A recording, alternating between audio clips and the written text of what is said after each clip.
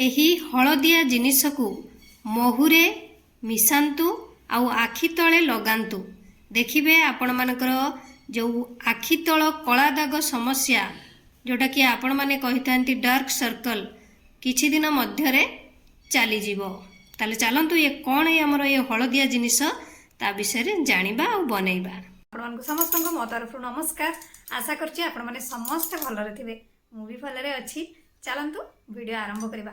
किंतु वीडियो आरंभ करबा पूर्वरु जदि आपण मानक भितरु केही जदि आज मो चैनल रे नुआ थांती ताले प्लीज प्रथम चैनल टी को सब्सक्राइब कर दियंतु। पाखरे थिबा बेल आइकन को क्लिक करंतु जहा फल मो नुआ नुआ वीडियो रो नोटिफिकेशन आपण मानक पाखरे खूब शीघ्र पहुंची जिवो आ आपण माने मते टिके सपोर्ट करि परिबा आगु को जिबा पई। आखि तले थिबा डार्क सर्कल गुड़िक एपरी एक समस्या जहाँ अनेक लोकं को चिंता रे पकई देई थाए।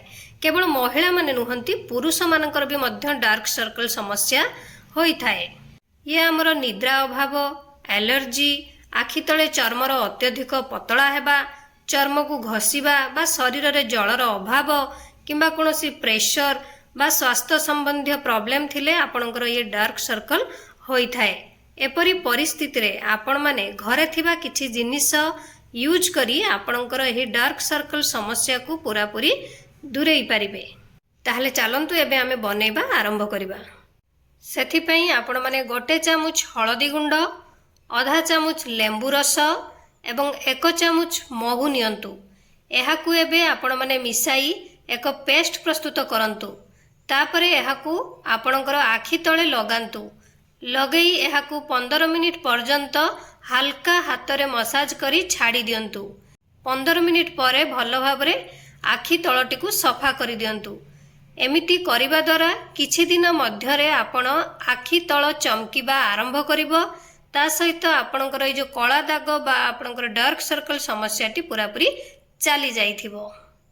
कारण हमर महुरे एंटी बैक्टेरियल गुण अछि, ता सहित हळदी हमर औषधीय गुण रे भरपूर।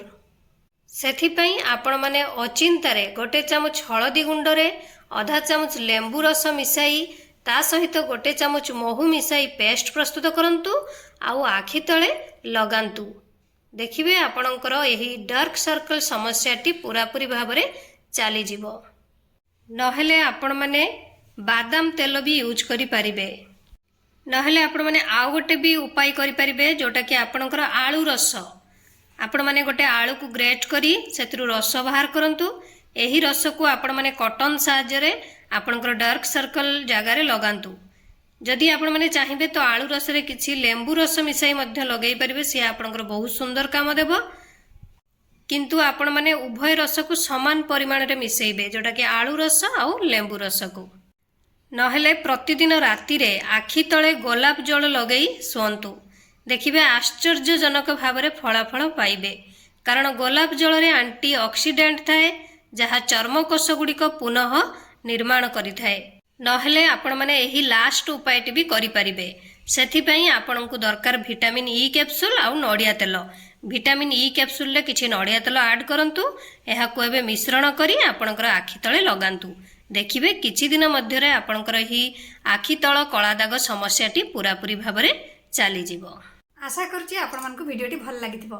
मु ताले रखुछि, पुणी देखाबो नेक्स्ट वीडियो रे। किंतु आपण माने please like comment share subscribe करिया पे भूलिबेनी। मते ताले विदाई दियंतु।